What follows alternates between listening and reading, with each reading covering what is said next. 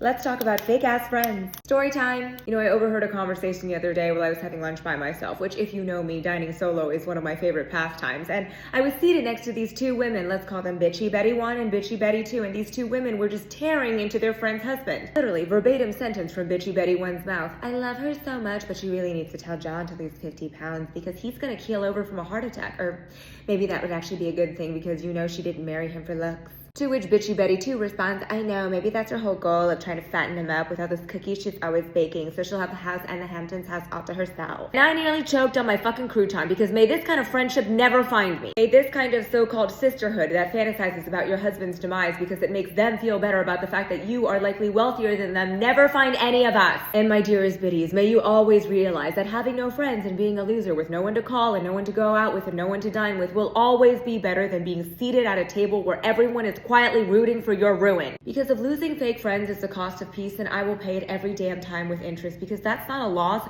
that's an investment into yourself. Cheers.